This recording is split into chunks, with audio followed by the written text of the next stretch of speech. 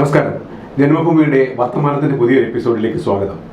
ഇന്ന് ഒരു വിശിഷ്ടാതിഥിയായി കിട്ടിയിരിക്കുന്നത് ശ്രീ ബി ഗോപകുമാർ MLA. BJPയുടെ രണ്ടാമത്തെ MLA എന്നൊരു വിശേഷണം അദ്ദേഹത്തിന് കൊടുക്കാൻ ആഗ്രഹിക്കുകയാണ്. കാരണം O രാജഗോപാൽ അദ്ദേഹം ആദ്യമായി കേരളത്തിലെ നിയമസഭയിൽ അംഗമായി. അതിനുശേഷം തെരഞ്ഞെടുപ്പ് നടന്ന് റിസൾട്ട് വന്നപ്പോൾ ആദ്യം പ്രഖ്യാപിക്കപ്പെട്ട പേര് ശ്രീ ഗോപൻ ചേട്ടൻ്റെതാണ്. അതുകൊണ്ട് ഗോപകുമാറിനെ ഞാൻ രണ്ടാമത്തെ BJPയുടെ MLA എന്ന് വിശേഷിപ്പിക്കാൻ ആഗ്രഹിക്കുന്നു. അധ്യാപകനായി ദീർഘനാൾ അധ്യാപകനായി അദ്ദേഹം ഹയർ സെക്കൻഡറി സ്കൂളിലെ പ്രിൻസിപ്പാൾ ആയിട്ടാണ് റിട്ടയർ ചെയ്യുന്നത്. സാമൂഹ്യ പ്രവർത്തനം, സാമൂഹ്യ സംഘടനാ പ്രവർത്തനം, രാഷ്ട്രീയ പ്രവർത്തനം, അധ്യാപക സംഘടനാ പ്രവർത്തനം, അങ്ങനെ എവിടെയൊക്കെ പ്രവർത്തിച്ചു അവിടെയെല്ലാം വ്യക്തിമുദ്ര പതിപ്പിക്കുക. അത് അസാധാരണമായ ഒരു പ്രവൃത്തിയാണ്. കാരണം എല്ലാ ആൾക്കാരും പ്രവർത്തിക്കുന്നുണ്ട്, ഞാനും പ്രവർത്തിച്ചിട്ടുണ്ട് എന്ന് പറയാൻ പറ്റുന്നതല്ലാതെ എൻ്റെ പാദമുദ്രകൾ, എൻ്റെ അടയാളങ്ങൾ ഏത് സംഘടനയിലായാലും ഉണ്ടാക്കുക എന്ന് പറയുന്നത് ചെറിയ കാര്യമല്ല.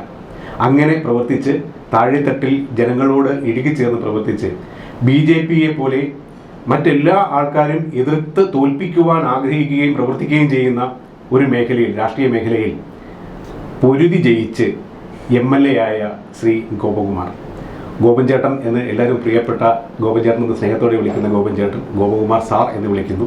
എന്തൊക്കെ പറഞ്ഞാലും അദ്ദേഹം ഗോപകുമാർ ആണ്. ആ ഗോപകുമാർ അദ്ദേഹത്തിനെ ഈ പരിപാടിയിലേക്ക് ഞാൻ സ്വാഗതം ചെയ്യുകയാണ്. നമുക്ക് അദ്ദേഹത്തോട് കുറച്ച് നേരം സംസാരിക്കാം.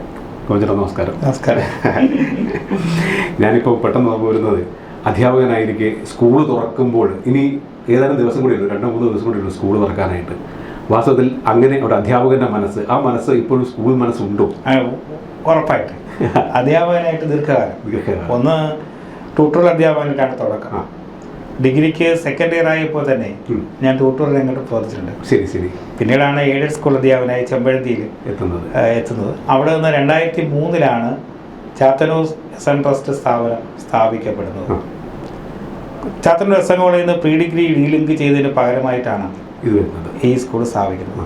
അവിടെ എനിക്കൊരു ഭാഗ്യം കിട്ടി. ഒരു സ്കൂളിൻ്റെ സ്ഥാപക മേലധികാരിയായിട്ടാണ് ചെമ്പഴന്തിയിൽ നിന്ന് ഞാൻ പുതിയ സ്കൂളിൻ്റെ അവിടെ ആ സ്കൂളിൽ ചേർത്തിൽ എന്നും അതിൻ്റെ ആദ്യ പ്രഥമാധ്യാപകൻ ഓർത്തിരിക്കുമല്ലോ. തീർച്ചയായിട്ടും.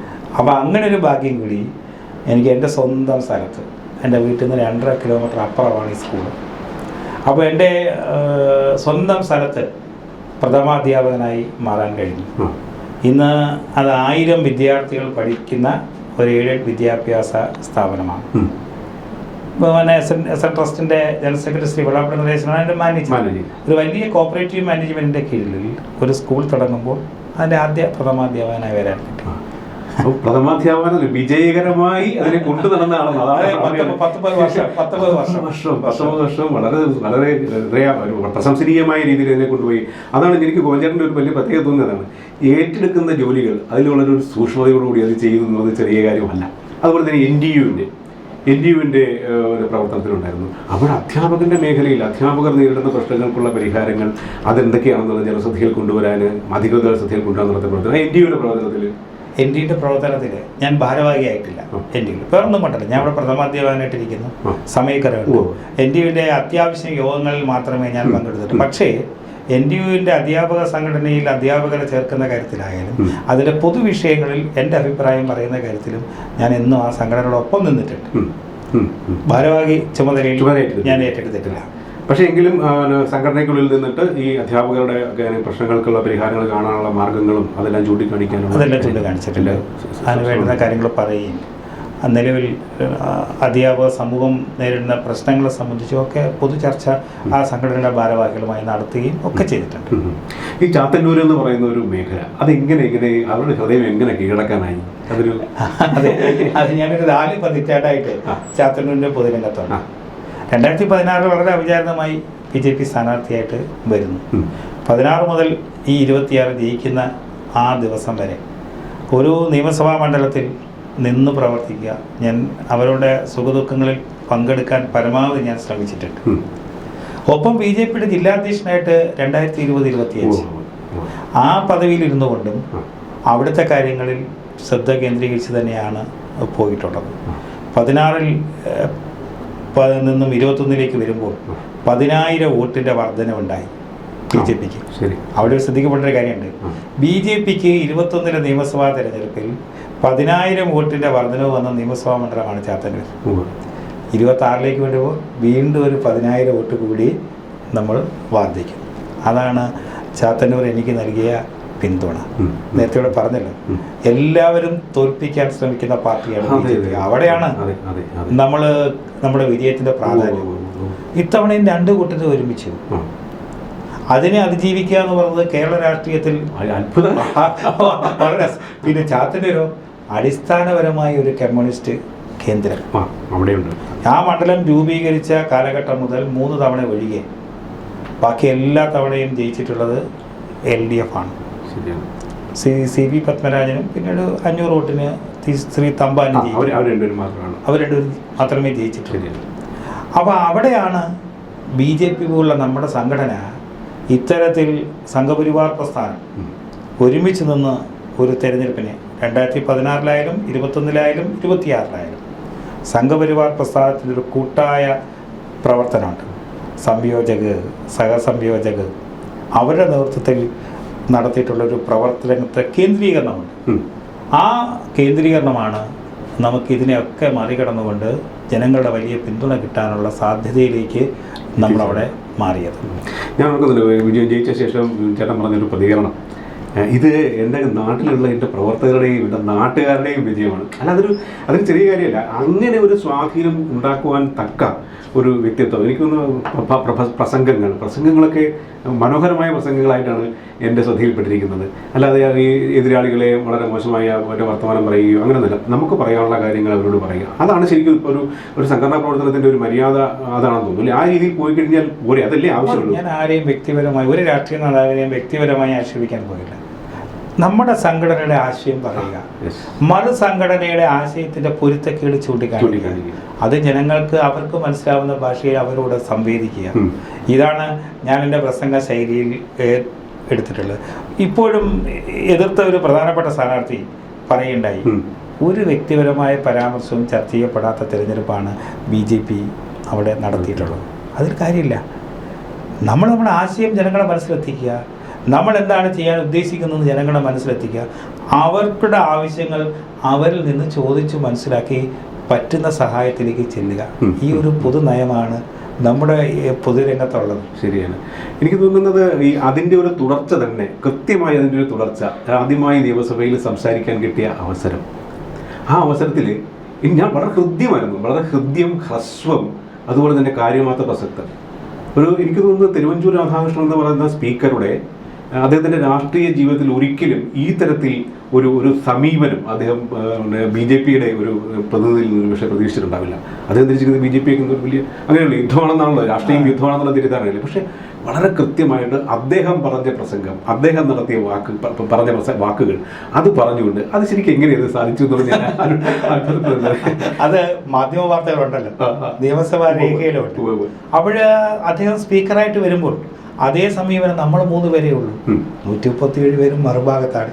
അപ്പോൾ നമുക്ക് ജനങ്ങളുടെ കാര്യം നിയമസഭയിൽ അവതരിപ്പിക്കാൻ നമുക്ക് സ്വാഭാവികമായും സമയക്കുറവുണ്ട്.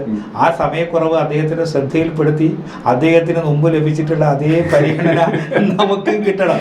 അത് അദ്ദേഹത്തെ ഓർമ്മപ്പെടുത്തി അദ്ദേഹത്തിന്റെ വാചകത്തിലൂടെ. എനിക്ക് തോന്നുന്നു സഭയിലിരുന്നിട്ട് ഗോവഞ്ചേട്ടനും നമ്മുടെ BJPയുടെ അംഗങ്ങളൊക്കെ ഒന്ന് കൈവെക്കുമ്പോൾ പെട്ടെന്ന് ഈ പ്രസംഗമായിരിക്കും അദ്ദേഹത്തിന് മനസ്സിലുണ്ടാകുന്നത്. ഇനി എനിക്കൊരു തോന്നുന്ന ഒരു കാര്യം, ഈ സഭയ്ക്ക് പുറത്ത് പ്രസംഗിച്ചത്, സഭയുടെ പുറത്ത് നമ്മൾ പറഞ്ഞ കാര്യങ്ങൾ, അതിനൊക്കെ അപ്പുറത്തേക്ക് വലിയൊരു റെസ്പോൺസിബിലിറ്റിയിലേക്ക് എത്തിച്ചേർന്നിരിക്കുകയാണ്. ഒന്ന്, കേരളത്തിലെ സ്പീക്കർ സ്ഥാനാർത്ഥിയായി മത്സരിച്ച ആളെന്നുള്ളത് ഒരു ഭാഗം, അത് ചരിത്രത്തിൻ്റെ ഭാഗമായി മാറും. 2, BJPയുടെ 3 അംഗ കക്ഷിയുടെ സഭാ നേതാവാണ്. 3 അംഗം എന്നുള്ളതല്ല, ഒരു 140 മണ്ഡലങ്ങളുടെയും പ്രതിനിധികളാണ് നിങ്ങൾ 3 പേര് ചേരുമ്പോൾ. 3 പേരെ അല്ലെങ്കിൽ കേരളത്തിൻ്റെ മുഴുവൻ കാര്യങ്ങൾ പറയേണ്ട ആൾക്കാരാണ്. ഇവിടെ 2 പ്രശ്നങ്ങൾ എനിക്ക് തോന്നുന്നത്. ഒന്ന്, ഒരു സാധാരണ നമ്മൾ ഓപ്പൺ സ്പേസിൽ പ്രസംഗിക്കുന്നത് പോലെ അല്ലെങ്കിൽ ഒരു സംഘടനാ യോഗത്തിൽ പ്രസംഗിക്കുന്നതിനപ്പുറത്തേക്ക് ആധികാരികമായ വിവരങ്ങൾ തേടുവാൻ വേണ്ടിയുള്ള ആധികാരികമായ ഒരു സമീപനമായിരിക്കണം. അതെന്തായിരിക്കും, അതിൻ്റെ ഒരു രീതി എങ്ങനെയായിരിക്കണം? ഒന്ന്, നിയമസഭാ രേഖകൾ നമുക്ക് അവിടെ നിന്ന് കിട്ടും. ഈ നിയമസഭയുടെ തുടക്കം മുതൽ ഇതുവരെയുള്ള എല്ലാ കാര്യങ്ങളും നമുക്ക് അവിടെ നിന്നും ലഭിക്കും. അത് നമ്മളൊരു ആധികാരിക രേഖയാണ്. 2, ഇതിൻ്റെ നടപടിക്രമങ്ങൾ നമ്മൾ പഠിക്കുക എന്നതാണ്. എന്നെ സംബന്ധിച്ചിടത്തോളം ഒപ്പമുള്ള 2 പേരും കേന്ദ്ര മന്ത്രിസഭയിൽ അംഗമായിരുന്നവർ, രാജ്യസഭയിൽ നല്ലവണ്ണം ശോഭിച്ചവർ, അവരുടെ അനുഭവ സമ്പത്ത് എനിക്കൊരു കൈമുതലായിട്ട് ഉണ്ടാവും. അപ്പോൾ ഇത് മൂന്നും കൂടിയാകുമ്പോൾ കേരള നിയമസഭയിൽ ജനങ്ങളുടെ ശബ്ദമാകാൻ കഴിയുമെന്നാണ് എൻ്റെ വിശ്വാസം. ആ ജനകീയ വിഷയങ്ങൾ ഭരണഘടനാ സ്ഥാപനമാണ്. ആ ഭരണഘടനാ സ്ഥാപനം നേരത്തെ പറഞ്ഞതുപോലെ പുറത്തു പറയുന്ന കണക്ക് അവിടെ പറയാൻ പറ്റില്ല. ആധികാരികമായ രേഖകളും നമ്മൾ ജനങ്ങളുടെ വിഷയങ്ങൾ ഉന്നയിക്കപ്പെടുമ്പോൾ അതിന് വ്യക്തമായ തെളിവുകളുടെ അടിസ്ഥാനത്തിൽ വേണമല്ലോ സംസാരിക്കാൻ. അതൊക്കെ ഇവർ രണ്ടിൻ്റെയും കൂടി അനുഭവ സമ്പത്തും ഒക്കെ ചേർന്നുകൊണ്ട് മുന്നോട്ട് പോകും. ഈ വലിയൊരു റിസ്ക് എന്നോ ടാസ്ക് എന്നോ പറയുന്നത് രണ്ട് മുന്നണികൾ, അവർ രണ്ട് മുന്നണികളെന്ന് പറയുന്നെങ്കിൽ തത്വത്തിൽ നമ്മൾ രാഷ്ട്രീയം വെച്ച് നോക്കുന്ന സമയത്ത് അവർക്ക് കോമൺ ആയിട്ട് ഒരു പ്ലാറ്റ്ഫോം ഉള്ളത് കേന്ദ്ര സർക്കാരിനെ പഴിക്കുക, കേന്ദ്ര സർക്കാരിനെ എതിർക്കുക, BJP പറയുക, അല്ല സംഘപരിവാറിനെ പറയുക. അതാണ് ഇപ്പോഴും കണ്ടുകൊണ്ടിരിക്കുന്നത്. ഉദാഹരണത്തിന് നമ്മുടെ ഇപ്പോൾ ED റെയ്ഡ് നടന്ന സമയത്ത് അതിൻ്റെ നിയമപരമായ കാര്യങ്ങളൊക്കെ വളരെ കൃത്യമാണെങ്കിലും അതിന് കാരണം പറയുന്നത് രണ്ട് കൂട്ടരും രണ്ട് കാര്യം പറഞ്ഞുകൊണ്ടിരിക്കില്ലേ. രണ്ടും പറയുന്ന ആരെയാണ്? കേന്ദ്ര സർക്കാരിനെയും BJP ആണ് പറയുന്നത്. അത് നിയമപരമായ കാര്യമാണെങ്കിൽ പോലും ഇതൊരു വലിയ വെല്ലുവിളി ആയിരിക്കില്ലേ സഭയ്ക്കുള്ളിൽ? അതെ, വലിയ വെല്ലുവിളിയാണ്. രണ്ട് മുന്നണികളും പൊതുലക്ഷ്യം നരേന്ദ്രമോദി സർക്കാരിനെ കുറ്റപ്പെടുത്തുക എന്നുള്ളതാണ്. ഇന്നിപ്പോൾ നയപ്രഖ്യാപന പ്രസംഗത്തിൻ്റെ കാര്യം കഴിഞ്ഞിട്ട് കേരളത്തിലെ പ്രതിപക്ഷ നേതാവ് നടത്തിയൊരു സ്റ്റേറ്റ്മെൻ്റ് ഉണ്ട്. ആ സ്റ്റേറ്റ്മെൻറ്റിൽ അദ്ദേഹം പറയുന്നത് ഈ നയപ്രഖ്യാപന പ്രസംഗത്തിൽ മോദി സർക്കാരിനെ വിമർശിച്ചിട്ടില്ല. ഇത് UDFും നമ്മളും തമ്മിലുള്ള ഒത്തുകളിയാണ്. ഇതാണ് അദ്ദേഹത്തിൻ്റെ ഭാഗം. അപ്പോൾ മോദി സർക്കാരിനെ വിമർശിക്കുന്നതിൽ വലിയ തീവ്രത കാണിച്ചിട്ടില്ല എന്ന് പ്രതിപക്ഷ നേതാവ് പറയുക. അപ്പോൾ ഒരു പ്രതിപക്ഷ നേതാവ് എന്താ പറയേണ്ടത്? ഇതിനകത്ത് ഇന്ന കാര്യങ്ങൾ ജനങ്ങൾക്ക് ദ്രോഹം ചെയ്യുന്നതാണ്, അല്ലെങ്കിൽ ഇന്ന ജനകീയ ആവശ്യങ്ങൾ കൂടി ഈ നയപ്രഖ്യാപന പ്രസംഗത്തിൽ ഉൾപ്പെടുത്തണം. അങ്ങനെയല്ലേ ഒരു പ്രതിപക്ഷ നേതാവ് പറയുന്നത്? അത് മോദി സർക്കാരിനെ വിമർശിക്കുന്നതിൻ്റെ തീവ്രത കുറഞ്ഞു പോയി എന്ന് ഒരു പ്രതിപക്ഷം പറയുമ്പോൾ മറുഭാഗം എന്താ പറയുന്നത്? മറുഭാഗം പറയുന്നത് BJP നരേന്ദ്രമോദി സർക്കാർ ഇപ്പുറത്ത് സഹായിക്കുന്നു. ഇത് ഇവർ തമ്മിൽ ഒരു അഡ്ജസ്റ്റ്മെൻറ്റ് രാഷ്ട്രീയം. കാര്യം BJP എന്ന് പറയുന്ന രാഷ്ട്രീയ പ്രസ്ഥാനത്തെയും നരേന്ദ്രമോദിജി എന്ന ഗവൺമെൻറ് ചെയ്യുന്ന നല്ല നേട്ടങ്ങളെയും ജനങ്ങളുടെ മനസ്സിൽ നിന്ന് മാറ്റാൻ വേണ്ടി നടത്തുന്ന ഒരു ആസൂത്രിതമായ രാഷ്ട്രീയ ഗൂഢാലോചന. പക്ഷേ ഇന്ന് ആ രാഷ്ട്രീയ ഗൂഢാലോചനയെ മറികടക്കാനുള്ള സംഘടനാ ശേഷിയും ജനങ്ങളുടെ പിന്തുണയും ഇന്ന് കേരളത്തിൽ BJPക്ക് ഉണ്ട്. അതുകൊണ്ട് തന്നെ ഇത്തരം ഒത്തുകളി രാഷ്ട്രീയം, ആ ഒത്തുകളി രാഷ്ട്രീയം ജനങ്ങളുടെ മുന്നിൽ തുറന്നു കാണിക്കുക എന്നുള്ളതാണ് സംഘടനാപരമായും നിയമസഭയ്ക്കകത്തും പുറത്തും നമ്മുടെ ഉത്തരവാദിത്വം. ഇത് എനിക്ക് തോന്നുന്നു ഓരോ കാര്യങ്ങളും ഉണ്ടാവും. ഇപ്പോൾ കേന്ദ്ര സർക്കാരിൽ നിന്ന് നേടിയെടുക്കാവുന്ന കുറേ കാര്യങ്ങൾ നേടിയെടുക്കാൻ വേണ്ടി BJPയുടെ സഹായം തേടുന്നത് നാണക്കേടാണെന്നൊക്കെ അവർക്ക് ധരിക്കുന്നുണ്ടാവും. അങ്ങനെയല്ലാതെ ഇപ്പം അതുപോലെ തന്നെ എന്തുണ്ട് കേരളത്തിൽ നിയമസഭയിൽ ഏറ്റവും കൂടുതൽ പ്രമേയം പാസ്സാക്കിയിരിക്കുന്നത് ഈ നരേന്ദ്രമോദി ഗവൺമെൻറ് വന്ന ശേഷമാണ്. അതെല്ലാം കേന്ദ്ര ഗവൺമെൻറ്റിനെതിരെയാണ്. ഈ തരത്തിലുള്ള പ്രവണതകൾ ഇതിനെയൊക്കെ നമുക്ക് എങ്ങനെ ചെറുക്കാനാകും, എങ്ങനെ തടയാനാകും നമ്മളുടെ നിലപാടുകൾക്ക്? കഴിഞ്ഞ നിയമസഭയിൽ നമ്മുടെ പ്രതിനിധികൾ ആരുമില്ല. ഇവർ രണ്ടുപേരും പറയുന്നത് മാത്രമേ സഭാരേഖകളിലുള്ളൂ. ഇപ്പോൾ 3 പേരുണ്ടല്ലോ. ഈ 3 പേർ ഒറ്റ ശബ്ദമായി നിന്ന് യാഥാർത്ഥ്യം കേരളത്തിലെ ജനതയെ ബോധ്യപ്പെടുത്താൻ നിയമസഭയ്ക്കകത്ത് പറയും. സ്വാഭാവികമായും അതിൻ്റെ വാർത്ത വരുമല്ലോ. ഇവർ പറയുന്നതിനോടൊപ്പം തന്നെ BJPയുടെ ഈ 3 പേർ പറയുന്നതും വരുമല്ലോ. ഒരു തിരുത്തൽ തുടങ്ങുക കേരള നിയമസഭയിൽ. ആ തിരുത്തൽ പിന്നീട് കേരള രാഷ്ട്രീയത്തിൻ്റെ ഒരു ചരിത്രമായി മാറുമെന്ന് തന്നെയാണ് ഞങ്ങൾ വിശ്വസിക്കുന്നത്. ശരിയാണ് വാസവ. ഇതിനു മുമ്പ് ഏകപക്ഷീയമായി പറയുകയാണ്, ഒന്നുമില്ല, എതിർക്കാൻ ആളില്ല, ഒന്നുമില്ല, അവർക്ക് ഇഷ്ടമുള്ള പുതിയൊരു ശബ്ദം കേൾക്കുക എന്നുള്ളത് ജനങ്ങളെ സംബന്ധിച്ചും വലിയ കാര്യം തന്നെയായിരിക്കും. ഒപ്പം തന്നെ ഈ രാഷ്ട്രീയ പ്രവർത്തനത്തിൻ്റെ തുടർച്ച ഇപ്പോൾ നിയമസഭയിലേക്ക് എത്തിക്കഴിഞ്ഞപ്പം ധാരാളം കാര്യങ്ങൾ അത്തരത്തിലുള്ള കാര്യങ്ങളൊക്കെ നേരിടേണ്ടി വരുന്നു. ചാത്തന്നൂർ മാത്രമല്ലോ, നമുക്ക് ചാത്തന്നൂരിനെ കൊല്ലം എന്നൊരു വലിയ ജില്ലയുണ്ട്. കൊല്ലത്തിൻ്റെ പ്രത്യേകിച്ച് ചുമതലകളുണ്ടായിരുന്ന ആളതിന് കൊല്ലം ജില്ല മാത്രമല്ല കേരളം മുഴുവൻ ഇവിടെ എല്ലാം വ്യാപിക്കേണ്ടതുണ്ട്. അതെങ്ങനെ രണ്ടും കൂടി ഇങ്ങനെ ഒരുമിച്ച് കൊണ്ടുപോകാൻ കഴിയുന്ന അത് ചാത്തന്നൂരിൻ്റെ ജനകീയ ആവശ്യങ്ങൾക്ക് നിയമസഭയ്ക്കകത്തും അവിടെ നിന്നുകൊണ്ട് പ്രവർത്തിക്കുക. ഒപ്പം പാർലമെൻ്ററി പാർട്ടി ലീഡർ എന്ന രീതിയിൽ സംസ്ഥാനം കൊല്ലത്തിൻ്റെ മാത്രം കാര്യമല്ല, സംസ്ഥാനം ഒട്ടുക്ക് നിയമസഭയ്ക്കകത്ത് നടക്കുന്ന കാര്യങ്ങൾ പാർട്ടി പ്രവർത്തകരുമായി ഉള്ള ബന്ധം സ്ഥാപിച്ചുകൊണ്ട് അത് അവരെ അറിയിക്കുക, പാർട്ടി പരിപാടികളിൽ പങ്കെടുക്കുക എന്ന ഉത്തരവാദിത്വം കൂടി ഈ ചുമതല വന്നതിന് ശേഷമുണ്ട്. അതും പാർട്ടി ഏൽപ്പിച്ചൊരു ഉത്തരവാദിത്തമാണ്. അത് പാർട്ടി ജനങ്ങളോട് ഉള്ള ഉത്തരവാദിത്തത്തെ പോലെ തന്നെ പാർട്ടിയോട് ഉത്തരവാദിത്തമാണ്. ജില്ലയിൽ കൊല്ലം ജില്ലയിൽ ചാത്തന്നൂരിൻ്റെ വിജയം ബാക്കിയുള്ള 10 നിയമസഭാ മണ്ഡലങ്ങൾക്കും സ്വാധീനം ചെലുത്താൻ കഴിയും.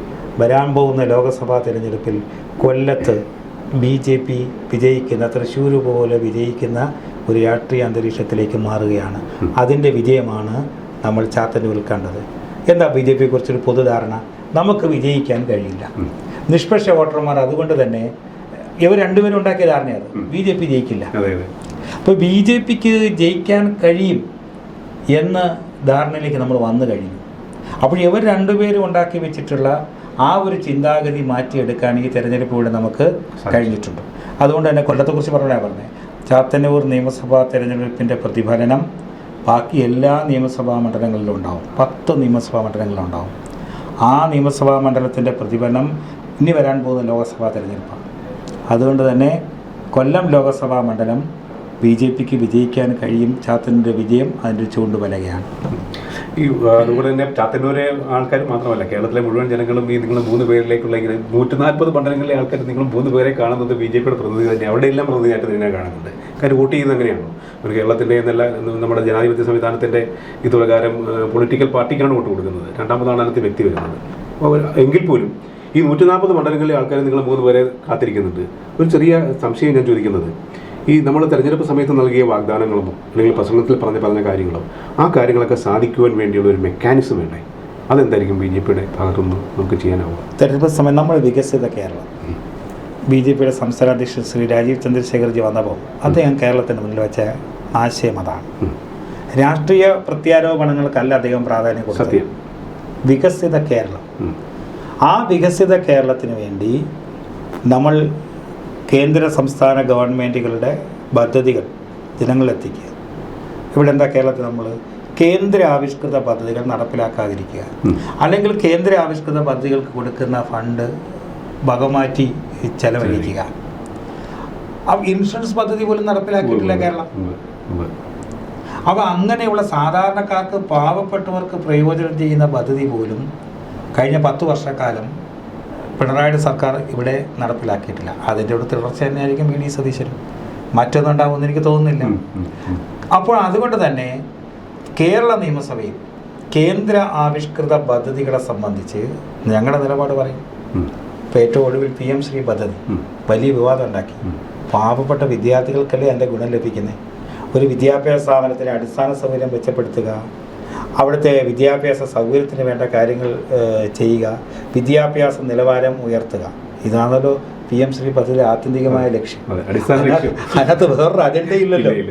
അതിനോട് പോലും വിമുഖത കാണിച്ചവർ. ഇപ്പോൾ ഇന്നലെ കേരളത്തിൻ്റെ മുഖ്യമന്ത്രി പ്രധാനമന്ത്രിയെ കണ്ടതിന് ശേഷം മാധ്യമപ്രവർത്തകർ ഇതിനെക്കുറിച്ച് ചോദിച്ചപ്പോൾ ഞങ്ങളൊന്ന് പഠിക്കട്ടെ PM ശ്രീ പദ്ധതി. ഇതിനെ എതിർത്തവരാണ്, ആദ്യം ഒപ്പിട്ടതിനെ എതിർത്തവരാണ്. അതുകൊണ്ട് തന്നെ ഈ കേന്ദ്ര ആവിഷ്കൃത പദ്ധതികൾ നരേന്ദ്രമോദിയുടെ സർക്കാർ ഈ രാജ്യത്ത് നടപ്പിലാക്കിയിട്ടുള്ള എല്ലാ വികസന പദ്ധതിയും ക്ഷേമ പദ്ധതിയും സംബന്ധിച്ച് ഇവർ നിലപാടെടുക്കാത്തപ്പോൾ നിയമസഭയ്ക്കകത്ത് നമുക്ക് പറയാമല്ലോ, ഈ സംസ്ഥാനത്തിൻ്റെ താല്പര്യം സംരക്ഷിക്കാൻ കേന്ദ്ര ഗവൺമെൻറ് ആവിഷ്കരിച്ചുള്ള പദ്ധതികൾ ഈ സംസ്ഥാനത്തിൻ്റെ ജനങ്ങൾക്ക് വേണ്ടി നടപ്പിലാക്കപ്പെടണം. പണ്ടത്തെ പോലെ ഏകപക്ഷീയമായി മുഖം തിരിക്കാൻ പറ്റില്ല. സത്യം. നിയമനിർമ്മാണ സഭയിലാണ് നമ്മൾ പറയുന്നത്. ആധികാരികമായി ഇവർക്കതിന് മറുപടി പറയണ്ടേ? ഞാൻ പറഞ്ഞില്ല, ഇൻഷുറൻസ് പദ്ധതി എന്തുകൊണ്ട് നടപ്പിലാക്കിയില്ല ചോദിക്കാൻ ഇപ്പുറത്ത് ആരും ഇല്ലായിരുന്നല്ലോ 5 വർഷം. നമ്മുടെ സംസ്ഥാനത്തല്ലേ നടപ്പിലാക്കാതെ ഉള്ളൂ. ബംഗാളിൽ നടപ്പിലാക്കിയില്ല, അതിൻ്റെ ബലം അവിടെ കിട്ടി. അതിലേക്കാണ് കേരളവും പോകുന്നത്. അതുകൊണ്ട് തന്നെ ജനങ്ങൾക്ക് ലഭിക്കേണ്ട കേന്ദ്ര ആവിഷ്കൃത പദ്ധതികളെല്ലാം കിട്ടാൻ വേണ്ടിയുള്ള ശബ്ദമായി ഞങ്ങൾ 3 പേരും നിയമസഭയിൽ മാറും. അപ്പോൾ തന്നെ ഈ വലിയ ഒരു മേഖലയാണ് ഈ വിദ്യാഭ്യാസ മേഖല. ഏറ്റവും കൂടുതൽ കുത്തിരിഞ്ഞ് നടക്കുന്നത് ഉന്നത വിദ്യാഭ്യാസം മുതൽ താഴെ തട്ടിൽ വരെ നമ്മൾ നവീന വിദ്യാഭ്യാസ പദ്ധതി വരുന്നു. അതിനോടൊക്കെയുള്ള ഒരു അവർഷണം, എതിർപ്പുകളും വിദ്യാർത്ഥികൾക്ക് വേണ്ടി അധ്യാപകർക്ക് വേണ്ടി സംസാരിക്കുന്ന ഒരു MLA അതാണ് പല ആൾക്കാരും സംസാരിക്കുമ്പോൾ നമ്മളോട് പറയുന്നത്. വിദ്യാർത്ഥികളുടെ പ്രശ്നം പറയാൻ വേണ്ടി വരുമ്പോൾ വിദ്യാഭ്യാസ മന്ത്രിയൊക്കെ ഉണ്ട്. വിദ്യാഭ്യാസ മന്ത്രിയൊക്കെ എന്ന് പറയുന്ന ആൾക്കാരൊക്കെ അവർക്ക് എന്ത് ഭരണത്തിന് വേണ്ടി മാത്രമുള്ള, അധികാരത്തിന് വേണ്ടി മാത്രമുള്ളത് അങ്ങനെയല്ലാതെ വിദ്യാഭ്യാസ രംഗത്തെ ഒരു സമഗ്ര പരിഷ്കരണത്തിനോ ശുദ്ധീകരണത്തിനോ വേണ്ടിയുള്ള ഒരു പ്രവർത്തനം ആ ഒരു മേഖലയിലേക്കായിരിക്കുമോ കൂടുതൽ ശ്രദ്ധ കൊടുക്കുക? അതെ.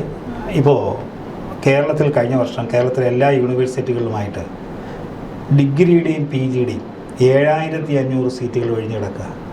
ഡിഗ്രിയുടെയും PGയുടെയും കേരള യൂണിവേഴ്സിറ്റിയിൽ, കേരളത്തിലെ എല്ലാ യൂണിവേഴ്സിറ്റിയും എന്തുകൊണ്ട് 7500 സീറ്റ് ഒഴിഞ്ഞു കിടക്കുന്നു? നമ്മൾ ആലോചിക്കണ്ടേ? കേരളത്തിലെ ഉന്നത വിദ്യാഭ്യാസ രംഗത്ത് എന്തുകൊണ്ട് വിദ്യാർത്ഥികൾ വരുന്നില്ല? അതിൻ്റെ അർത്ഥം ഈ പഠന നിലവാരം കൊണ്ട് ഒരു വിദ്യാർത്ഥിക്ക് അക്കാഡമിക് രംഗത്ത് ലഭിക്കേണ്ട ഒന്നും ലഭിക്കുന്നില്ല എന്ന ചിന്തയാണ്. പഴയ വിദ്യാർത്ഥിയല്ല, അവൻ ഇൻ്റർനെറ്റിൻ്റെ യുഗത്തിലാണ്. ഏത് കാര്യവും എപ്പോഴും ഗ്രഹിക്കാൻ കഴിയും. അപ്പോൾ കേരളത്തിലെ വിദ്യാഭ്യാസ രംഗത്ത്, ഉന്നത വിദ്യാഭ്യാസ രംഗത്ത് ഗുണനിലവാരമില്ല. അതുകൊണ്ട് തന്നെ അവരുടെ ജീവിത പ്രശ്നങ്ങൾക്ക് ഇതൊരു പരിഹാരമാകുന്നില്ല എന്ന് ബോധ്യമുള്ളത് കൊണ്ടാണ് അവൻ കേരളം വിട്ട് മറ്റ് സംസ്ഥാനങ്ങളിലേക്കോ മറ്റ് രാജ്യങ്ങളിലേക്കോ പോകുന്നത്. ഇന്നത്തെ നയപ്രഖ്യാപന പ്രസംഗത്തിൽ ഇത് പറഞ്ഞിട്ടുണ്ട്, ഒരു വാചകം. കേരളത്തിലെ വിദ്യാഭ്യാസ രംഗത്ത് നിന്നുള്ള മറ്റ് സംസ്ഥാനങ്ങളിലേക്കും മറ്റ് രാജ്യങ്ങളിലേക്കും പോകുന്ന കൊഴിഞ്ഞുപോക്ക് അവസാനിപ്പിക്കാൻ ഇടപെടൽ നടത്തുമെന്ന് വിദ്യാഭ്യാസ മേഖലയുമായി ബന്ധപ്പെട്ട നയപ്രഖ്യാപന രേഖയിൽ പറയുന്നു. എന്തുകൊണ്ട്? ഇവർ മാറി മാറി ഭരിച്ചവരല്ലേ. അവിടെ VC തടയുക, സിൻഡിക്കേറ്റിനകത്ത് രാഷ്ട്രീയ അജണ്ട നടപ്പിലാക്കുക, വിദ്യാഭ്യാസ മേഖലയുമായി യാതൊരു ബന്ധമില്ലാത്തവരെയും സിൻഡിക്കേറ്റ് കൊണ്ടുവരിക.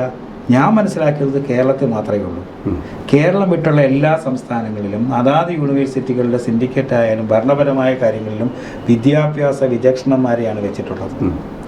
അപ്പോൾ കേരളം വിദ്യാഭ്യാസ മേഖല രാഷ്ട്രീയവൽക്കരിച്ചതിൻ്റെ ദുരന്ത ഫലമാണ് കേരളത്തിലെ ഉന്നത വിദ്യാഭ്യാസ മേഖലയിൽ വിദ്യാർത്ഥികൾ ഇന്ന് പഠിക്കാനില്ലാത്തത്. ഇത് കണക്കൊന്ന് പരിശോധിക്കണം. തിരുവനന്തപുരത്തെ പ്രധാനപ്പെട്ട കോളേജുകളിൽ സീറ്റ് ഒഴിഞ്ഞിടപ്പുണ്ട് PGയുടെ. മുമ്പ് നമ്മുടെ മുന്നിൽ ശുപാർശയ്ക്ക് എത്ര പേര് വരുമായിരുന്നു? എന്തുകൊണ്ട്? അപ്പോൾ അത്രയധികം വിദ്യാഭ്യാസ നിലവാരത്തിൻ്റെ തകർച്ചയിലാണ് ഈ സംസ്ഥാനം നിൽക്കുന്നത്. എനിക്ക് അവിടെ ഒരു രാഷ്ട്രീയം കൂടി പറയാനുണ്ട്. കമ്മ്യൂണിസ്റ്റ് പ്രസ്ഥാനം ഉള്ളിടത്തെല്ലാം വിദ്യാഭ്യാസത്തെ അവഗണിക്കുക എങ്കിൽ മാത്രമേ അവർക്ക് കൊടി പിടിക്കാൻ ആളിനെ കിട്ടും. സത്യം. ബംഗാളിൽ നമ്മൾ കണ്ടത്. ബംഗാളിൽ വിദ്യാഭ്യാസ സ്ഥാപനങ്ങളാണ്. കേരളത്തെ പോലെ തന്നെ ഉന്നത വിദ്യാഭ്യാസ രംഗത്ത് ഒരുപാട് പ്രശോഭിച്ച് എത്രയോ മഹാരഥന്മാരുള്ള നാട്. അവിടെ കമ്മ്യൂണിസ്റ്റ് പ്രസ്ഥാനത്തിൻ്റെ 3 പതിറ്റാണ്ട് വിദ്യാഭ്യാസ രംഗത്തെ കാര്യം കൂടി നമ്മളൊന്ന് പരിശോധിക്കപ്പെടണം. ഇവിടെ കേരളത്തിലും ആത്യന്തികമായി ആ അജണ്ട നടപ്പിലാക്കാൻ പരിശ്രമം നടത്തിയിട്ടുണ്ട്.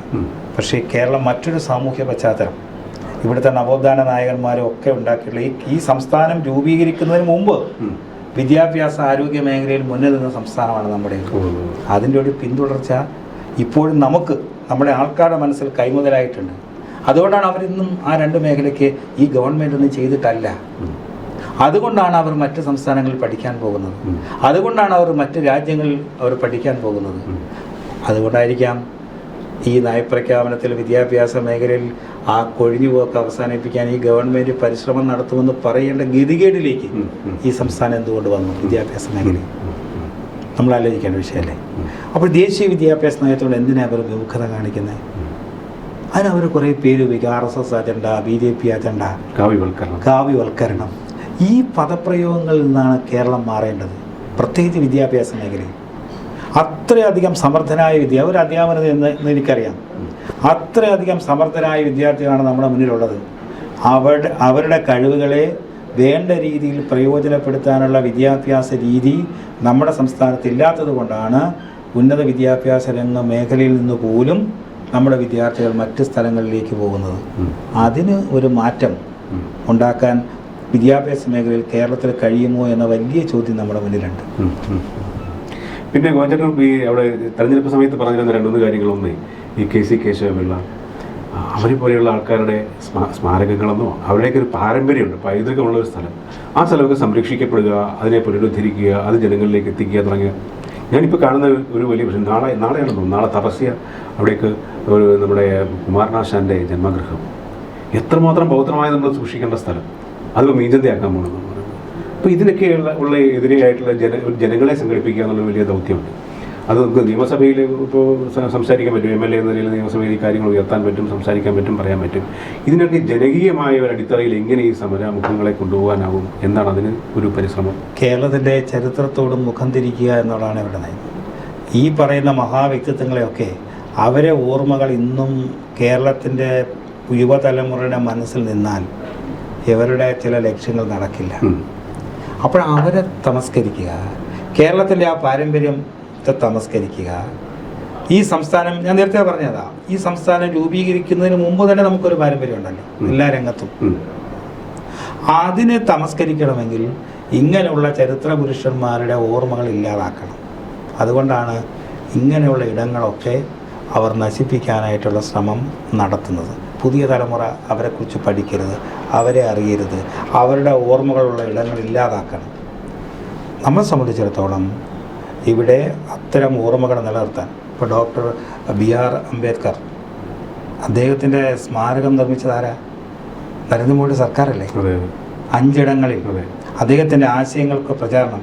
ഇവിടെ മുമ്പ് ഈ രാജ്യം ഭരിച്ചിരുന്നവർ, ഭരണഘടനാ ശില്പി അദ്ദേഹത്തിൻ്റെ ഒരു ജന്മഗൃഹം പോലും സംരക്ഷിക്കാനുള്ള സാമാന്യ മര്യാദ കാണിച്ചിട്ടില്ല. പറയുന്നു. അതെന്താണ്? അദ്ദേഹത്തിൻ്റെ പുതിയ തലമുറ അറിയരുത്. മോദിജിയുടെ സർക്കാർ വന്നതിന് ശേഷം അദ്ദേഹത്തെക്കുറിച്ചുള്ള ഓർമ്മ നിലനിർത്താൻ ആവശ്യമായ എല്ലാ ഇടപെടലും നടത്തിയിട്ടുണ്ട്. കേരളവും അങ്ങനെ തന്നെയാണ്. ഇപ്പോൾ നമ്മളെ സംബന്ധിച്ച് ഏറ്റവും പ്രധാനപ്പെട്ട എഴുത്തച്ഛൻ്റെ സ്മാരകം നിർമ്മിക്കുന്നതിൻ്റെ എതിർപ്പ് നമ്മൾ കേരളത്തിൽ കണ്ടതല്ലേ? അതിനൊരു മാറ്റം ഉണ്ടാവണ്ടേ? അപ്പോൾ അതുകൊണ്ട് തന്നെ ഇത്തരം ചരിത്ര പുരുഷന്മാരെയും സാഹിത്യകാരന്മാരെയും കേരളത്തിന് വലിയ സംഭാവന നൽകിയിട്ടുള്ള വ്യക്തിത്വങ്ങളെയും അവരെ ഓർമ്മിക്കേണ്ടത് നമുക്ക് അനിവാര്യമാണ്. അതിനുവേണ്ടി നമ്മൾ പ്രവർത്തിക്കുകയും നിയമസഭയ്ക്കകത്ത് പറയുകയും ചെയ്യും. അതുകൊണ്ടാണ് ഞാൻ നേരത്തെ പറഞ്ഞത്, ഇത്തരം തിരുത്തലുകൾ ആ ഒരു തിരുത്തൽ ശബ്ദമായി തന്നെ നമ്മൾ നിയമസഭയിലുണ്ടാവും. പിന്നെ മറ്റൊരു കാര്യം, ഈ നമ്മുടെ ഈ സംസ്ഥാന സർക്കാരിൻ്റെ പ്രോജക്റ്റിലും നയപ്രഖ്യാപനത്തിലും പറയുന്നുണ്ടായിരുന്നു ഈ ലഹരി വിമുക്തമായ കാര്യങ്ങൾ. കേന്ദ്ര സർക്കാരിൻ്റെ ഒരു വലിയ പദ്ധതി ഉണ്ടായിരുന്നു. കേന്ദ്ര സർക്കാർ പ്രഖ്യാപിച്ച ഒരു നക്സൽ വിമുക്ത ഭാരതം എന്നുള്ള സങ്കല്പം അത് യാഥാർത്ഥ്യമായി കൊണ്ടിരിക്കുന്നു. ഇപ്പോൾ അതിനുശേഷം ഇപ്പോൾ ആഭ്യന്തരമന്ത്രി പറഞ്ഞത് ലഹരി ഇവിടെ സമ്മതിക്കില്ല. അതിനകത്തൊരു വലിയൊരു പ്രധാനപ്പെട്ട ഒരു ശ്രദ്ധേയമായ ഒരു കാര്യം എനിക്ക് തോന്നിയത്, അതൊരു വെറുതെ പ്രസ്താവന മാത്രമാണ് ഇവർ ചെയ്തിരിക്കുന്നത്. കേന്ദ്ര സർക്കാരിൻ്റെ ഒരു നയ സംവിധാനത്തിൻ്റെ അനുകൂലമായിട്ടോ അതിന് സഹായകരമായിട്ടോ ഉള്ള ഒരു വിശാലമായ ഒരു പദ്ധതി ഉണ്ടാവണമല്ലോ. ആ പദ്ധതിയെക്കുറിച്ചുള്ള സൂചന പോലും ഇതിനകത്ത് കാണുന്നില്ല. ഒരു വെറുതെ അഭിപ്രായം പറയുക. അതായത് കേന്ദ്ര സർക്കാർ അതിനു വേണ്ടിയിട്ട് കുറച്ച് പൈസ കൊടുക്കാൻ പോകുന്നുണ്ട്. സ്വാഭാവികമായിട്ടും സംഭവിക്കും. മറ്റേ അധ്യാപന നിലയിൽ അറിയാവുന്നതാണ് നമ്മുടെ സ്കൂളുകളൊക്കെ എത്രമാത്രം ഈ തരത്തിൽ പൊല്യൂട്ടഡ് ആയി കഴിഞ്ഞിരിക്കുന്നു. അതിന് വലിയ സഹായം, ആ സഹായം പറ്റാൻ വേണ്ടിയിട്ട് ഇവിടെ ഒരു പുതിയ പദ്ധതി പ്രഖ്യാപിക്കുന്നതിനപ്പുറത്തേക്ക് അതിനകത്ത് ആത്മാർത്ഥത ഉണ്ടാവും. ഒരാത്മാർത്ഥത. കഴിഞ്ഞ അധ്യയന വർഷം ശ്രീ ശിവൻകുട്ടി വിദ്യാഭ്യാസ വകുപ്പ് മന്ത്രിയായിരുന്നപ്പോൾ സ്കൂൾ പ്രവൃത്തി ദിവസം മുതൽ ആദ്യ ദിവസം മുതൽ ഈ ഒരു ക്യാമ്പയിനായിട്ട് നടന്നു. നേരത്തെ പറഞ്ഞ കേന്ദ്ര ഗവൺമെൻറ് പൈസ കിട്ടണം, രേഖാമൂലം ചില കാര്യങ്ങൾ നടത്തിയെന്ന് ബോധ്യപ്പെടുത്തണം. അപ്പോൾ വലിയ ക്യാമ്പയിനായിരുന്നു. ഈ കേരളം ലഹരി കേന്ദ്രമായി മാറുന്നു. ഇതിൻ്റെ പിന്നിൽ പ്രവർത്തിക്കുന്നവരാര് ഇവിടെ കണ്ടുപിടിച്ചിട്ടുണ്ടോ? ചില മാധ്യമ വാർത്തകൾ ഉണ്ടായിരുന്നില്ല. ചില തീവ്രവാദിക പ്രസ്ഥാനങ്ങളുടെ അജണ്ടയുണ്ട് കേരളത്തിലെ പുതിയ തലമുറയെ ലഹരിക്ക് അടിമയാക്കുക. നമ്മൾ കാണുന്ന ഭീഷണിയല്ല ഇതിന് പിന്നിലുള്ളത്. അതിന് അവരുപയോഗിക്കുന്നത് വിദ്യാർത്ഥികളെയാണ്. ആ വിദ്യാർത്ഥി സമൂഹത്തിനെ വഴിതെറ്റിച്ചാൽ മാത്രമേ കേരളത്തെ നശിപ്പിക്കാൻ പറ്റൂ. ഒരു അജണ്ട അതിൻ്റെ പിന്നിലുണ്ട്. അതുപോലും തിരിച്ചറിയാതെ കേന്ദ്ര ഗവൺമെന്റ് അത്തരം ദേശീയതയ്ക്കെതിരെ നിൽക്കുന്ന തീവ്രവാദ പ്രസ്ഥാനത്തിൽ നമ്മുടെ രാജ്യത്തെ ഒറ്റുകൊടുക്കാൻ ശ്രമിക്കുന്ന തീവ്രവാദ പ്രസ്ഥാനങ്ങൾക്കെതിരെ കഴിഞ്ഞ 12 വർഷക്കാലം നടത്തിയൊരു പോരാട്ടമുണ്ട്. അതുകൊണ്ടാണ് ഈ രാജ്യം സമാധാനപരമായ അന്തരീക്ഷത്തിലേക്ക് പോകുന്നത്. ലഹരിക്കെതിരെ നടത്തുന്ന പോരാട്ടം നമ്മൾ ദേശീയ തലത്തിൽ അതുകൊണ്ട് തന്നെയാണ്. സംസ്ഥാനത്തിലേക്ക് വരുമ്പോൾ അത്യാവശ്യവർക്ക് വേണ്ടിയുള്ള പ്രോത്സാഹനങ്ങളൊക്കെ ചെയ്യുക. ഏറ്റവും കൂടുതൽ ബാറുകളുള്ള സംസ്ഥാനമാണ് നമ്മൾ. ലഹരിക്കെതിരെ പറയുക, ഏറ്റവും കൂടുതൽ ബാറുകൾ സ്ഥാപിക്കുക. ഈ ഗവൺമെൻറ് നയം എന്താ? കഴിഞ്ഞ നിയമസഭയിൽ നിങ്ങൾ പറഞ്ഞിട്ടുണ്ട് ബാറുകളുടെ എണ്ണം കൂടി. ഇവർക്ക് ഒറ്റ ലക്ഷ്യമുള്ളൂ. അപ്പോൾ അറിയാലോ നിലപാട്, പുതിയ നിലപാട്. ലഹരിക്കെതിരെ പറയുമ്പോൾ, ഇന്നത്തെ നയപ്രഖ്യാപന പ്രസംഗത്തിൽ പറയുമ്പോൾ അതിനുള്ള ഇടപെടലിൽ എന്ത്? ചില കോൺഗ്രസ് നേതാക്കന്മാർ, ശ്രീ VM സുധീരനെ പോലുള്ളവർ, കേരളം ലഹരി മുക്തമാകണം, മദ്യവിൽപ്പന പാടില്ല എന്ന് ശ്രീ ഉമ്മൻചാണ്ടിയുടെ ഗവൺമെന്റൊക്കെ വലിയ വിവാദം ഉണ്ടായി. ഉമ്മൻചാണ്ടിയും ശ്രീ VM സുധീരനും തമ്മിൽ അത് വലിയ തർക്കമുണ്ടായി ഈ വിഷയത്തിലാണ്. ഇപ്പൊ നിലപാടെന്ത്? നിലപാടുകളുടെ രാജകുമാരൻ എന്നാണല്ലോ കേരളത്തിലെ മുഖ്യമന്ത്രിയെ പറയുന്നത്. വിശേഷം. അപ്പൊ ഈ കാര്യത്തിൽ ഏറ്റവും കേരളത്തെ മാരകമായി ബാധിക്കുന്ന ഈ ലഹരിയെ സംബന്ധിച്ച് നിലപാടെന്ത് എന്ന് വരുന്ന ദിവസം നമുക്ക് വ്യക്തമാവുമല്ലോ. നയപ്രഖ്യാപന പ്രസംഗത്തിൽ പറഞ്ഞത് കേന്ദ്ര ഗവൺമെന്റിന്റെ ഫണ്ട് കിട്ടി വകമാറ്റി ചെലവഴിക്കാനാണോ അതോ നിലപാടുകൾക്ക് വേണ്ടിയാണോ എന്ന് തെളിയിക്കപ്പെടേണ്ട ദിവസങ്ങളാണ് ഇനി വരാൻ പോകുന്നത്. ഈ സർക്കാരിൻ്റെ പ്രവർത്തനത്തിലെയും പ്രസ്താവനകളിലെയും ആത്മാർത്ഥതകൾ അത് തുറന്നു കാട്ടുക എന്നുള്ള വലിയൊരു ദൗത്യമാണ് വരുന്നത്. അപ്പോൾ ഉദാഹരണത്തിന് കേന്ദ്ര സർക്കാരിൻ്റെ വിവിധ പദ്ധതികൾ സംസ്ഥാന സർക്കാർ അത് എനിക്കുന്നത് IAS ഉദ്യോഗസ്ഥന്മാരൊക്കെ അതിനുവേണ്ടി മാത്രം പരിശീലനം നേടിയ ആൾക്കാരാണെന്ന്. കേന്ദ്ര സർക്കാരിൻ്റെ ഏത് പദ്ധതി വന്നാലും അതിനെ ആ പൈസ ഇവിടെ വിനിയോഗിക്കാൻ തക്ക തരത്തിൽ ആ പേര് ഉപയോഗിക്കാതെ PM ശ്രീ പോലെയുള്ള ആ പേരുകൾ പോലും ഉപയോഗിക്കാതെ വേറെ പേരുകളിലേക്ക് മാറ്റിക്കൊണ്ട് പുതിയ പദ്ധതി അവതരിപ്പിച്ച് ആ പൈസ ഇവിടെ ഒന്നുകിൽ ഉപയോഗിക്കുക അല്ലെങ്കിൽ ആ പൈസ വേറെ നിങ്ങൾക്ക് വിനിയോഗിക്കുക. ഇതാണ് സംഭവിക്കുന്നത്. അങ്ങനെ തുറന്നു കാട്ടുക, അതായത് തുറന്ന് ഈ സംസ്ഥാന സർക്കാരിനെയും പ്രതിപക്ഷത്തിനെയും തുറന്നു കാട്ടുക എന്നുള്ളൊരു വലിയ ദൗത്യം. ആ ദൗത്യമാണ് ഇപ്പോൾ ഏറ്റെടുക്കാൻ പോകുന്നത്. നിങ്ങൾ 3 പേർക്ക് അത് സാധിക്കുന്നതാണ്. ഒന്ന് പ്രസിഡന്റ് രാജീവ് ചന്ദ്രശേഖർ ആണെങ്കിലും അദ്ദേഹം ഇത്രയും കാലം എക്സ്പീരിയൻസ് ആയിട്ടുള്ള, നേരത്തെ പറഞ്ഞതുപോലെ തന്നെ സഭാകാര്യങ്ങളിലൊക്കെ വളരെ കൃത്യമായി, അതുപോലെ തന്നെ ടെക്നോളജിക്കലി വളരെ അപ്ഡേറ്റഡ് ആയിട്ടിരിക്കുന്ന മനുഷ്യൻ വളരെ കൃത്യമായി കാര്യങ്ങൾ മനസ്സിലാകുന്നതും ലോകത്ത് നടക്കുന്ന സംഭവങ്ങൾ കണ്ടറിയാനും അതുപോലെ സംഘടനാപരമായിട്ട് ഒരു ജീവിതം മുഴുവൻ സംഘടനാ പ്രവർത്തനത്തിന് വേണ്ടി സമർപ്പിച്ചാണ് മുള്ളിയേട്ടൻ. പിന്നെ ചേട്ടൻ ഈ അടിസ്ഥാന പ്രവർത്തകരിലുള്ള ഇത്രമാത്രം അടുത്ത ബന്ധമുള്ള ഒരാളെയും കൂടെ BJP കിട്ടുകയാണ്. ശരിക്കും ഒരു 3 പേർ ചേർന്ന് കഴിഞ്ഞാൽ ഉണ്ടാക്കാവുന്ന ഒരു വലിയ ലോകമുണ്ട്. ആ ലോകത്തിന്റെ പ്രതീക്ഷയിൽ എന്താണ് ഈ സാധാരണ പ്രവർത്തകർക്ക് കൊടുക്കാനുള്ള ഒരു മെസ്സേജ്? സാധാരണ പ്രവർത്തകരെ സംബന്ധിച്ചിടത്തോളം അവരോടൊപ്പം നിന്ന് അവരുടെ ആവശ്യങ്ങൾ പരിഹരിക്കാൻ തുടങ്ങും. Doctor B. അശോക് IAS ഉദ്യോഗസ്ഥന്മാരെ കുറിച്ച് പറഞ്ഞതാണ് ഞാൻ പറഞ്ഞത്. ചില കാര്യങ്ങൾ പറഞ്ഞു, വളരെ വെട്ടിത്തുറന്ന് പറഞ്ഞു. അതുകൊണ്ട് അദ്ദേഹത്തെ സസ്പെൻഡ് ചെയ്തു. അദ്ദേഹം പറഞ്ഞത് ഈ ഗവൺമെന്റ് എന്തൊക്കെ ചെയ്തിട്ടുണ്ട്, എന്തൊക്കെ വകമാറ്റി ചെലവഴിച്ച് ഏതൊക്കെ പദ്ധതി നടപ്പിലാക്കിയിട്ടില്ല എന്നാണ് ഡോക്ടർ B. അശോക് അദ്ദേഹം പറഞ്ഞ ഇന്റർവ്യൂവിലെല്ലാം പറഞ്ഞത്. അതിന് തൊട്ടു മുമ്പ് റിട്ടയർഡ് ശ്രീ ബിജു പ്രഭാകർ IAS പുസ്തകം എഴുതി. അപ്പോൾ അവരുടെ സർവീസ് കാലഘട്ടത്തിൽ അനുഭവിച്ച ബുദ്ധിമുട്ടുകൾ, കാലാകാലങ്ങളായി അനുഭവിച്ച ബുദ്ധിമുട്ടുകൾ അവിടെ പറയുകയുണ്ടായി. അപ്പോൾ അതുകൊണ്ട് തന്നെ അത്തരം കാര്യങ്ങൾ ഈ പറയുന്ന നമ്മുടെ പ്രവർത്തകരും ജനങ്ങളുമായിട്ട് അവരോടൊപ്പം നിന്നുകൊണ്ട് അതിനൊരു മാറ്റം വരുത്തേണ്ടതായിട്ടുണ്ട്.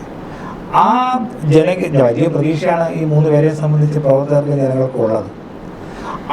ഈ സംവിധാനത്തിൽ നിന്ന് വേണം നമ്മൾ ആ പ്രതീക്ഷകളെ സാക്ഷാത്കരിക്കപ്പെടേണ്ടത്. വലിയ വെല്ലുവിളിയാണ്, ചെറിയ വെല്ലുവിളിയല്ല.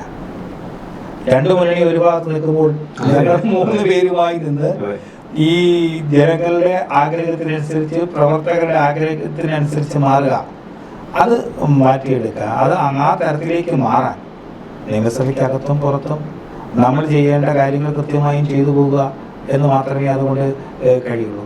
ഒപ്പം നമ്മുടെ മുന്നിൽ വലിയൊരു പ്രതീക്ഷ നരേന്ദ്രമോദിയുടെ സർക്കാർ രാജ്യത്തുണ്ട്. ഈ രാജ്യത്തിലെ സാധാരണക്കാർക്ക് വേണ്ടി ചെയ്യുന്ന പദ്ധതികളുണ്ട്. അത് കൊണ്ടുവരാൻ, അത് നടപ്പിലാക്കാൻ ആവശ്യമായ എല്ലാ ഇടപെടലും കേരള നിയമസഭയിൽ നമ്മൾ നടത്തും. കാര്യം കേരളം ആഗ്രഹിക്കുന്നത് മോദിജിയുടെ സർക്കാർ നടപ്പിലാക്കുന്ന എല്ലാ നല്ല നേട്ടങ്ങളും നമ്മുടെ സംസ്ഥാനത്ത് വരണമെന്നാണ്. അപ്പോൾ അതുകൊണ്ട് തന്നെ അതിനുവേണ്ടിയുള്ളൊരു പരിശ്രമമായിരിക്കും ഈ പറയുന്ന പ്രവർത്തകരുടെയും ജനങ്ങളുടെയും ആഗ്രഹത്തിനനുസരിച്ച് നമ്മൾ ഇടപെടുക. എനിക്ക് അവസാന ഭാഗത്തേക്ക് കിടക്കണം. ഒരു ചോദ്യം എനിക്ക് തോന്നുന്നത്, ചില തിരുവനന്തപുരത്ത് BJPയുടെ ചുമതല ഏൽപ്പിച്ച സമയത്ത് ഞാൻ ഒരു നഗരസഭയിലേക്ക് കേന്ദ്രീകരിച്ച് ഞാനൊരു പ്രവർത്തനം നടത്താം എന്ന് അങ്ങോട്ട് നിർദ്ദേശം വയ്ക്കുകയും അത് പാർട്ടി പ്രസിഡന്റ് അംഗീകരിക്കുകയും ചെയ്ത്, അപ്പോൾ ആ ഒരു താഴെ അടിസ്ഥാന മേഖലയിൽ പ്രവർത്തിക്കുക, ഏറ്റവും താഴെയിൽ നിന്ന് മുകളിലേക്ക് പോകുക എന്നുള്ളത് പണ്ട് പരമേശ്വരൻജി ഒരിക്കൽ ഞാനൊക്കെ പഠിച്ചുകൊണ്ടിരിക്കുന്ന കാലത്താണ് വർത്തമാനം പറഞ്ഞു, നിങ്ങൾക്ക് MP ഉണ്ടാകണമെങ്കിൽ ആദ്യം MB ഉണ്ടാവണം. അപ്പോൾ ഞാൻ ചോദിച്ചത് രണ്ടും അല്ല, മെമ്പർ ഓഫ് പാർലമെന്റാണ് നിങ്ങൾക്ക് ഉണ്ടാക്കേണ്ടത്. അതാണ് ശരിക്കും ഭാരതം ഭരിക്കാനുള്ളതാണ് ആവശ്യം. അതിന് വേണമെങ്കിൽ ആദ്യം വേണ്ടത് മെമ്പർ ഓഫ് പഞ്ചായത്ത് ഉണ്ടാവണം. പഞ്ചായത്തിൽ നിങ്ങൾ ആദ്യം മെമ്പർ ഉണ്ടാകും. അതാണ് ശരിക്കും രാഷ്ട്രീയ പ്രവർത്തനം. പോലെ ജനസംഘത്തിലേക്ക് ആദ്യകാല പ്രവർത്തകൻ ആയിരുന്ന ആള്, അതിന്റെ കാഴ്ചപ്പാട്, ആ കാഴ്ചപ്പാടാണ് ശരിക്കും ഗോവിന്ദന്റെ പല പ്രവർത്തനങ്ങളിലും എനിക്ക് തോന്നുന്നത്. അങ്ങനെയുള്ള ഒരു പ്രവർത്തനത്തിൽ, ആ പ്രവർത്തനം അങ്ങനെ ഒരു ആക്ടിവിറ്റിയിലേക്ക് എത്തിച്ചേർന്നതിന്റെ എന്തായാലും ഒരു സാമൂഹിക പാഠമാണ്. അല്ല, എൻ്റെ പൊതുപ്രവർത്തനത്തിൽ ഒരു ജോലി ഏൽപ്പിച്ചാൽ കൊള്ളാം, നമുക്കത് ഭംഗിയായി ചെയ്യാൻ പറ്റും. എന്നെ 4 മാസം മുമ്പാണ് ഇവിടുത്തെ പ്രഭാരിയായി മാറ്റുന്നത്. അവിടെ ബഹുമാനായ സംസ്ഥാന അധ്യക്ഷൻ ഞാൻ പറഞ്ഞു, ഇനി അവിടുത്തെ 5 നിയമസഭാ മണ്ഡലത്തിൽ എല്ലായിടത്തും പോകാൻ എനിക്ക് കഴിയില്ല. എൻ്റെ സ്വന്തം സംഘടനാ അനുഭവത്തിൽ ഞാൻ അദ്ദേഹത്തോട് പറഞ്ഞു, നെയ്യാറ്റിൻകര മുനിസിപ്പാലിറ്റി മാത്രമാണെങ്കിൽ അവിടെ താഴെത്തട്ട് വരെ പോകാനുള്ള സമയം എനിക്ക് കിട്ടും. അപ്പോൾ ഞാൻ ആഴ്ചയിൽ 3 അല്ലെങ്കിൽ 2 ദിവസം അവിടെ ചെലവഴിക്കുമ്പോൾ അതിന് സംഘടനാപരമായ ഒരു ഗുണം കിട്ടണം. അല്ലാതെ വെറുതെ ഞാൻ 5 നിയമസഭാ മണ്ഡലത്തിൽ കൂടി 5 കമ്മിറ്റി പോയിട്ട് വരാൻ കഴിയില്ല. നേരെ മറിച്ച് ചാത്തന്നൂർ വിജയത്തിന് എന്താ കാരണം? നമ്മുടെ ബൂത്ത് തല പ്രവർത്തനം ഏറ്റവും ശക്തമായി പോയി. ഒരു ബാഹ്യ പ്രചരണത്തിനല്ല അവിടെ പ്രാധാന്യം കൊടുത്തത്. ഒരു മാധ്യമത്തിനെയും ശ്രദ്ധ കൊണ്ടുവരാനുള്ള ശ്രമമല്ല നമ്മൾ നടത്തിയത്.